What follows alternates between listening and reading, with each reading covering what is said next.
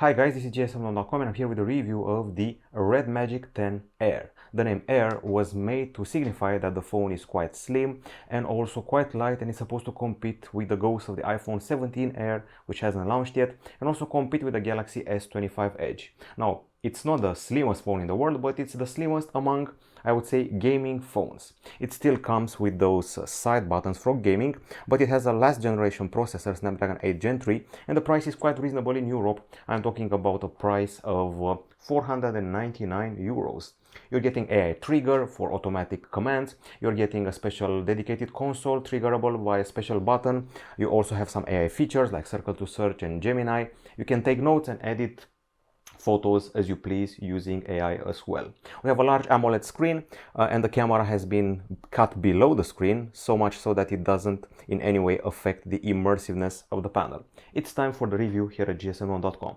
So when you first think about a gaming phone, you think about a massive device which is quite hefty, large, heavy and thick.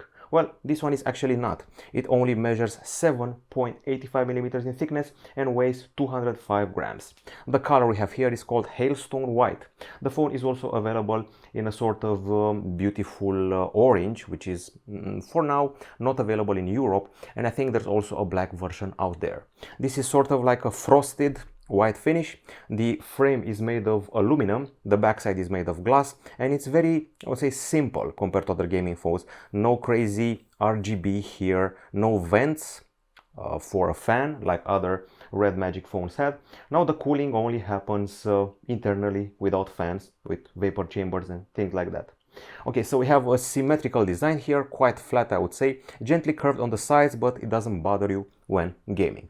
Pretty well built and a satin-like finish, anti-fingerprint at the backside. It sits perfectly in the hand when you're gaming and pressing those trigger buttons. Well, compared to the Asus ROG Phone 8 Pro, which feels rough and sci-fi, this one is actually lighter, comfier, and the best thing about it is that your palms will not sweat on it. Also a good thing, it comes with IP54 certification, which is a rarity for gaming phones. It's protected against dust and resilient to water droplets from any direction. Now that we're done with the design, let's talk about the screen. The screen is one of the most important things here, and just like other gaming phones, it also matters a lot here. We're dealing with an AMOLED 6.8-inch panel, a resolution of 2480 over 1116 pixels, 120 Hz refresh rate, and a density of around 400 ppi. It's a flat panel with gently curved edges, I would say, and it's also quite bright. So instead of me showing you the usual samples that we use, the video sample, I'm just going to game ahead, and a different game compared to the one I showed you in the unboxing. It's Prince of Persia, which I played last year on the PlayStation 5. It has now arrived on mobile. You can play the trial first, then you have to spend something like 12 euros on it. It looks quite fine here, especially it's immersive on account of the fact that, you know, the camera is below the screen. I think I mentioned enough things about this panel here. It's time for a bit of a fight with Prince of Persia. There's some pretty nifty feedback here. The screen has wide view angles, as you can see for yourself. It's quite bright and handles sunlight like a champ. So no complaints about that here from me. Of course, you can also tweak it from the settings, sensitivity and all that. And I can also jump through the platforms. Okay, so that's that. Screen-wise, you have a tactile sampling rate of 2000 Hz, an average of 960 Hz, and the buttons offer something like 520 Hz. It's a bright AMOLED panel here, which there is nothing to complain about. We have a sunlight mode available, we have a reading mode available, we have a Gaussian blur and enhanced display, but what matters the most is the results which we're going to offer here. So we measure the brightness of the screen and let's see what we achieved. RedMagic 10 Air is 875 lux units. That's the brightness we're getting here, which means it's above the Galaxy S22 Plus, Oppo Find X2, but below the Motorola H50 Pro and Redmi Note 12 Pro Plus. Usually we've gotten accustomed to seeing over 1000 lux, but it's still a pretty solid result for a gaming phone. It beats Galaxy S22 Ultra, Moto Razr 50 Ultra, S23 Ultra, so yeah, there's that. Of course, the brightest phone is the Realme GT7 Pro, which has about 3 times more brightness, but do you actually need that much? That's the question I have for you. Okay, you saw a bit of gaming, we talked about the screen, and now we go inside the phone, inside the IDA app.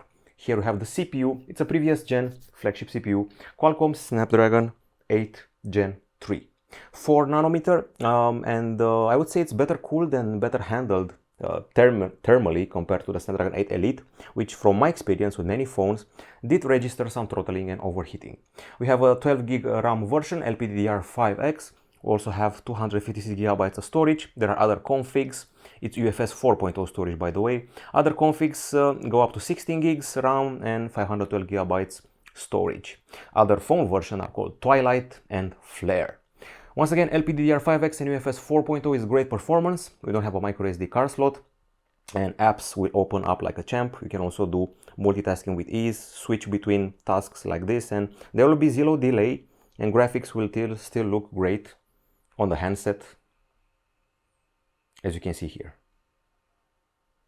We have a special Ice X cooling system. It's a solution with 9 layers. Okay, apparently I can parry these attacks. So, 9 cooling layer. There's a vapor chamber which measures 6,100 millimeters square. There's graphene. There's also copper available here, so you're getting your share of goodies. Okay, now let's talk about the benchmarks. So first and foremost, people are wondering if there's any throttling here. Let me just close this and go here to the tests, benchmarks and CPU throttling test. Let's see what's happening. So yes, there's a bit of throttling. We lost 24% performance after 15 minutes of test, which is better than the Snapdragon 8 Elite. Now, it's still not a record, but still, once again, better than some flagships like the OnePlus 13 or Galaxy S25 Ultra. In Antutu 10, we scratched the 2 million mark, 2 million and change. We're on the 15th spot, right below the Xiaomi 14T Pro, which had a MediaTek, if I remember correctly, just above Galaxy S24 Ultra, and the bulk of the 2024 flagships. Now, of course, we also did Geekbench 6. Here we have it. This is the multi-core subtest, which matters the most. 18th spot, 7,000 points, just a bit below S24 Ultra and iPhone 16 Pro Max, which is a good company to have, and above the iPhone 15 Pro, which was a bit of a gaming phone. It appeared, but was seriously overheated. When it comes to the graphical benchmarks, we're also doing fine, just above RedMagic V3, S24 Plus, iPhone 16 Pro Max, which is not a bad company, so all in all, it checks out. We also have some tests regarding the temperature, and let's see those. So we go here, trying to see just how cool this phone is. Yep, not exactly cool. In benchmarks, 41.9 degrees Celsius, so intensive applications may go over the limit. Meanwhile, in games, let's see what we achieved here. Slightly better cooled, 37.9 degrees Celsius. We usually want our phones to be below 40 degrees Celsius to be properly cooled. I'll say it again, I've gamed a lot on the Galaxy S25 Ultra. It tends to overheat in the frame area in Delta Force, but this one doesn't, and that's the biggest I would say confirmation that it's a well-cooled phone. Now, as far as the battery is concerned, this is a key aspect of gaming phones, and I've seen the Asus ROG phones offering crazy amounts of battery life. This phone only provides with a 6,000 mAh battery. Realme has been providing us with 7,000 mAh battery, so yeah, there is that. And apparently there are phones coming with 8,000 mAh battery, so how cool is that? Now, as usual, I have to mention that the charging is 80 watts. We have a charger in the box, which is something you don't see every day. And let's see how we did. In video playback, we achieved, I would say, a rather solid result, 24 hours and 14 minutes with this RedMagic 10 Air, just above Motorola H40 Pro, OnePlus 12 and Galaxy A36. Meanwhile, there are phones out there cracking 30, Oppo Find X8 Pro 38 hours, Realme GT7 Pro 34 hours, and quite a few other Realme and Xiaomi phones cracking 30 hours. So it's okay by gaming phone standards, but the continuous usage is actually not. I expected more. We tested it with using the PC Mark app, and you can see the result here, 10 hours and 10 minutes. It's above Galaxy S20 Fan Edition, Galaxy S20 Ultra and older phones, but definitely not enough for the standards nowadays. If you're wondering about that, for example, ASUS ROG Phone 9 Pro has 19 hours, this one only 10, and Realme 14 Pro Plus 19 hours as well, so actually expected just slightly better from here. I mean, we did beat the Nubia RedMagic 6S Pro, if that's any matter for you. And then we have the charging, which is actually quite okay, doesn't break any record, but it's also not bad. Let me just find it. 54 minutes, the equal of the Honor 400 and Honor Magic 6 Pro and a few other phones. On the 114th spot, the fastest charging phone ever was the OnePlus 10T with 18 minutes. I would say it's quite decent, and after, I would say, 15 minutes of charge, you should be at about, let's see here, 33%, which is not exactly amazing. So actually, I'm curious about the, 30 minutes, something else, 88%, which is a bit more solid. In the end, if you're an esports guy, you should best be taking your charger with you. Now, when it comes to the acoustics, we have a stereo setup.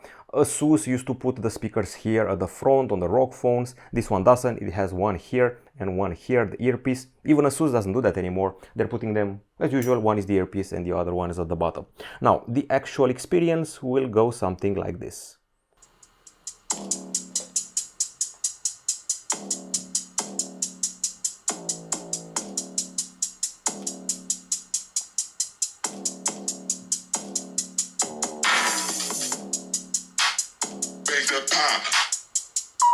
Okay, so the back vibrates quite a bit. Now, the top speaker is a 1012 one, while the bottom one is an 1115 one, both calibrated for a 3D sound, rich and clear. The phone is certified DTS-X Ultra, which means it provides spatial sound. It's ideal for movies, music, and immersive gaming. They also have Snapdragon sound technology from Qualcomm, and also a special equalizer in the dedicated game center, so you can hear the steps of enemies in shooters and things like that. In game space, there's a sound equalizer, and you also have 3 microphones for capturing the voice in streaming, also communicating with teammates and calls. Now, once again, high volume, nice bass, and I wouldn't have to complain about the sound. It's quite okay in general. Usually gaming phones have a pretty nice sound at the speakers. Now, when it comes to the volume, let's see what we have here. So we should have achieved 75.8 decibels. This is the top speaker, and it's a bit underwhelming. The bottom one is doing the heavy lifting as usual. It goes even past 85, I think.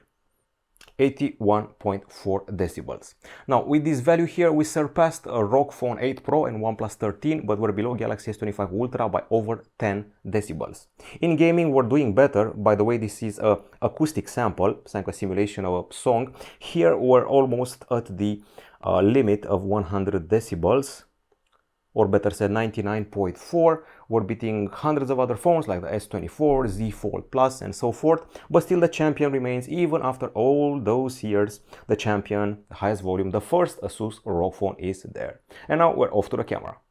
Now, as far as the camera is concerned, I think I'm going to have to use something with a background which is a bit more colorful or something like that, so you can better see the fact that there is no cut in the screen for a front camera. Now, keep in mind, we have a 16 megapixel camera below the screen, like the RedMagic 10 Pro.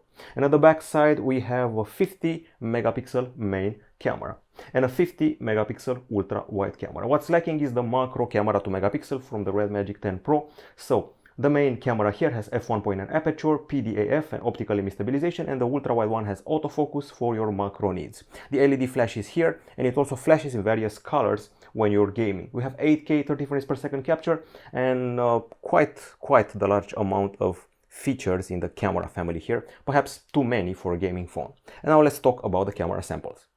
Okay, so we have quite a few pictures here, but as I'm doing on our sister channel tabletnews.com, I will not insist on pictures too much, because just like tablets, I believe that a gaming phone is not exactly about cameras, but rather about gaming. So let's get this out of the way. The colors are a bit exaggerated for my taste. Let's actually turn on the auto rotate. So there's a bit of oversaturation and overexposure on a very sunny day. Now the good news is that there's not a big color difference between the main camera and the ultra wide camera. So yeah, there's that. Perhaps a bit more saturation on the ultra wide camera. Once again, when the sun is strong outside, you'll be a bit disappointed by the vivacity of the colors, but at least the close-ups are fine. I'm talking about the focus here, it's quite accurate. Now, if you like brighter colors and more vivid colors, you should be happy with it.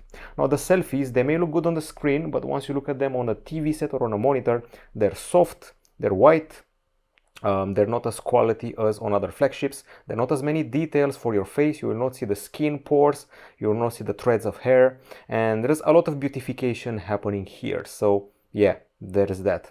I've seen similar symptoms on the Galaxy Z Fold series, which also hides the selfie camera below the screen. Perhaps these are slightly better.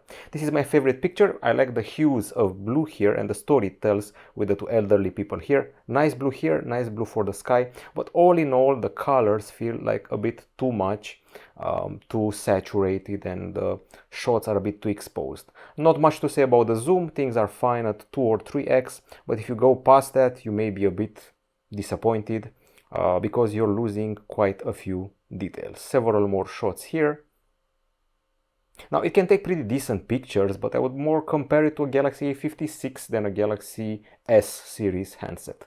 So that's about it. Remember this, the colors are very vivid and very intense. These are daytime shots, and somehow, I don't know how, the low light shots are just a bit better. I'm talking about the quantity of light captured here. Yes, I do know there are plenty of reflections, but the light sources have a decent size, the clarity is there. There's not as much noise as I would expect it to, but there's also that painting-like effect. And in general, they surpass my expectations and they actually feel better in the daytime shots. These have been the photos. We can also talk about the videos now.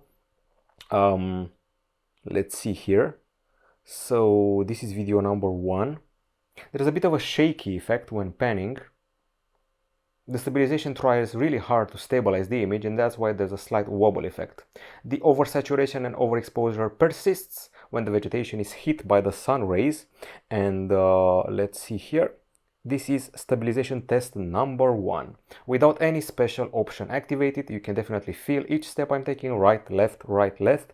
Now we continue. When we activate the stabilization option, you can see that the things are much smoother now, even though not as smooth as we're getting on flagships. Okay, we also tried out the focus here, which is actually not bad, focusing on an object and then on the background.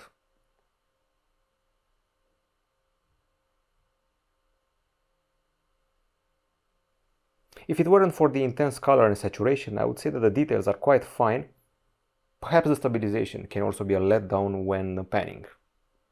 And this is the zoom. Decent at up to 3x, and that's all I can say. Okay, now the low light video capture, we only have one, so let's make it count. This one here, totally mid-range. The light sources are a bit big, the colors are a bit off, there is noise in the darker parts, some purple hues here and there, and reflections as well. So there you have it. I would say mid-range behavior combined with flagship. Close-ups are the highlight, and selfies are a bit disappointing, but it happens to basically every under-screen camera. As far as connectivity goes, we have everything. We have Wi-Fi 7, dual band 5G. We also have reduced latency up to 2 milliseconds, so online gaming should be without a problem. We also have GPS with support for L1, L2 and L5 bands. We have cellular tracking, also NFC, compatible with Google Pay and QuickPass. There's dual SIM support and USB-C 2.0 at the bottom. I would have liked it to see USB-C 3.1 at least, but there's that. There's Bluetooth 5.2, and I think that's pretty much it. So basically Wi-Fi 7, 5G and an elevator feature. So when you're in an elevator or on the subway, you will not feel the loss of connectivity thanks to that elevator feature. The calls were decently loud and clear. We did a bunch of speed tests, and let's see what came out of those. Okay, so on Wi-Fi we got up to 831 megabits/second in download, 860 megabits/second in upload, while on 5G we went as high as 580 over something like 51.9 megabits/second in download and upload respectively. I would say quite decent. And finally, we have reached the software part. I feel I have covered it extensively in the phone's unboxing, but I'll cover it again. This is a RedMagic OS applied on top of Android 15 with some customization, obviously. Quite a few options here to play with. You got the theme and personalization, you got your app icons, lock screen, wallpaper, fonts, fingerprint. We have a fingerprint scanner in the screen, by the way, which is quite snappy. We also have RedMagic AI Plus, which includes a smart sidebar, trigger from the side, and showing you a bunch of applications. So basically, you should do this and activate these applications. You also have a translation feature, real-time translation, call subtitles, and more if you're traveling, and smart communication. Well, this one has to do with smart antenna boosting, smart adaptive 5G, basically moments when you shouldn't have signal, well, you're actually getting it. Light strip is at the back side. It's here actually. It says light strip, or in fact it's just, well, just the flash, and it's keep flashing here when you're gaming or charging the phone or other things like that. You have the lighting mode here, available at all times, a combo of colors if you want it to be more funky, incoming calls and all that. Then there are the features. We have a magic key which can be tweaked. You can access the AI, game space, camera, flashlight, and more. This is the magic key that accesses the game space. Mistouch prevention, gestures, Google Gemini, beautification. Yes, so if I keep this pressed, I can actually activate Google Gemini. I can also activate it from here, from the side, if I want to associate the power button with that. We also have circle to search, and of course, we also have the AI features. So if you go here, you should see features like magic eraser available, and you can also do other adjustments with AI. And finally, we have reached the gaming part. We're going to go to the game console. We have a ton of options. There's something called X Gravity that lets you connect a keyboard and a mouse. We have the 250 Hertz trigger buttons here. I already showed you Prince of Persia. Now let's show you Crystal of Atlan. I previously showed you Delta Force in the unboxing, so check out the unboxing if you're curious. Okay, I don't want any sort of notifications. This is the dual part panel that you have here. So we have Wi-Fi, we have the refresh rate here, information, screen recording, touch accuracy, charge bypass, so you can actually bypass the battery and charge the phone straight forward, project the screen, connect controllers. You also have options here like screen extraction. You can extract text from images. You can personalize the applications with AI trigger. AI trigger basically will automatically charge a weapon, automatically deliver an ability in mobile games and things like that. You can also have a scout mode, so you can zoom onto the center of the screen if you're seeing enemies, and you can automatically skip cutscenes. And I just forgot to show you something else. The performance modes are Echo, Balance, and Rise. Rise is the highest performing ones, which should also pretty much change the color of this thingy here. Okay, so this is basically an RPG. It resembles Genshin Impact, resembles Wuthering Waves, which is quite new. Crosshair is an option that puts a fixed reticle on the middle of the screen. It's perfect for hip fire in shooters. Scout mode zooms the center of the screen. It's ideal for spotting in PvP. AI trigger triggers a preset action, and you can do macros for these two buttons here. Now with Game Space, you can also record gameplay in real time and take notes while you're using a puzzle or RPG game. You also have counter, which is good for logs and gacha pulls, like plus auxiliary line, and so much more. There's also something called Mora. She's a virtual companion, looks like Sailor Moon, and she'll be there for you when you're gaming. Okay, so tap anywhere. I'm on the Europe server list. Let's play Crystal of Atlan. The graphics are set to the max level. Maybe hear some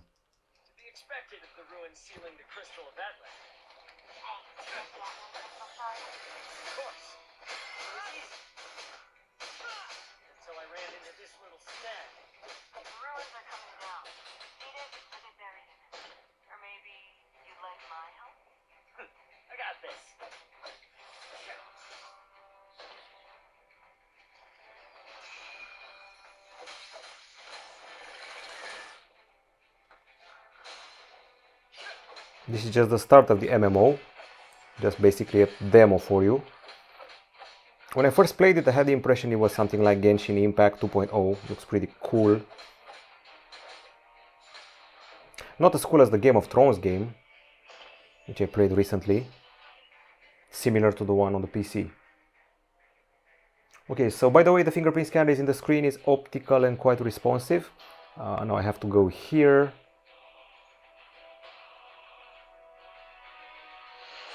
Of course, you can associate these buttons with some of your hits. I think they're most useful in, I would say, racing games. When I say racing games, I'm talking about Need for Speed, I'm talking about Asphalt. So one, it can be the Nitro, the other one can definitely be the drifting, for example. Pretty cool abilities for this girl here. Okay, I had enough about this. I think we should go to the home area.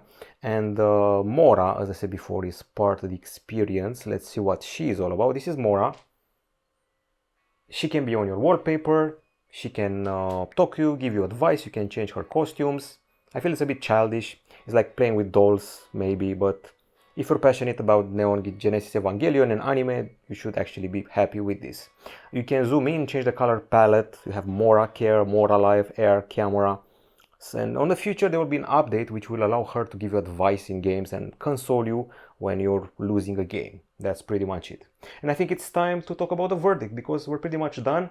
Not sure how many years of updates we're going to get here. I think something like 3 years, maybe 4. Yeah, so that's about it. Now, on the Pro side, the phone has a respectable battery life when it comes to video playback. IP certification is a plus. Comfortable gaming buttons here, the shoulder buttons. I would say the infrared emitter is always a bonus. I forgot to actually mention it in the connectivity section. The gaming interface is now more coherent and the Chinese to English translation has improved compared to back in the day for RedMagic.